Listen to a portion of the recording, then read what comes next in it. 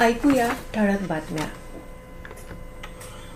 आकाशवाणी नागपूर. हेमांगी कुलकर्णी आपल्याला ठळक बातम्या देत आहे.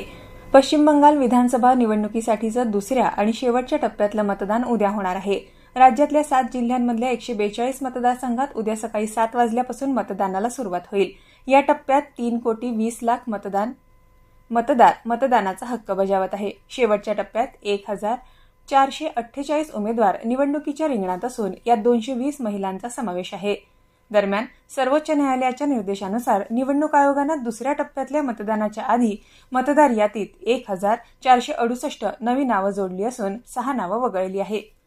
भारतीय शास्त्रीय संगीत आणि संस्कृतीचा युवा पिढीत प्रसार करण्यासाठी कार्यरत राष्ट्रीय संस्था स्पीक मॅकेतर्फे विश्व नृत्य दिनानिमित्त उद्या बुधवारी प्रसिद्ध ओडिसी नृत्यांगना सुजाता महापात्रा यांचा कार्यक्रम आयोजित करण्यात आला आहे. सकाळी 9 वाजता सेंटर पॉइंट स्कूल वर्धमान नगर इथं तर संध्याकाळी 7 वाजता साई सभागृह शंकरनगर इथं सुजाता महापात्रा यांचा ओडिसी नृत्याचा कार्यक्रम होईल. नागपूरच्या ब्लाइंड रिलीफ असोसिएशनद्वारे संचालित दक्षिण अंबाझरी मार्गावरील अंध विद्यालय इथं 6 ते 17 वर्ष वयोगटातील नेत्रहीन मुला-मुलींना इयत्ता 1 ते 7वी पर्यंत तसंच प्रौढांसाठी अंध संरक्षित कर्मशाळा शालेय सत्र 2026-27 साठी प्रवेश देणं सुरू आहे. अधिक माहितीसाठी 0712 2222 147 या भ्रमणध्वनीवर संपर्क साधावा.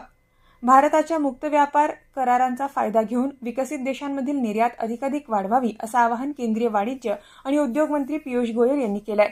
निर्यात प्रोत्साहन परिषद आणि उद्योजक संघटनेच्या सदस्यांच्या बैठकीत नवी दिल्लीत ते बोलत होते. 2030 पर्यंत $2 अब्ज निर्यातीचं उद्दिष्ट साध्य करण्यासाठी हा वेग कायम ठेवण्याचं आवाहन त्यांनी केलं.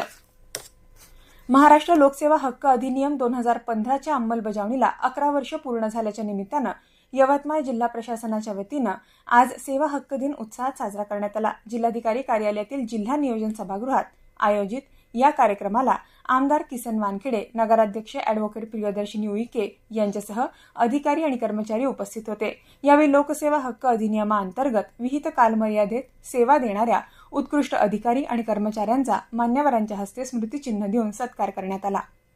याबरोबरच हे ठळक बातमीपत्र संपलं.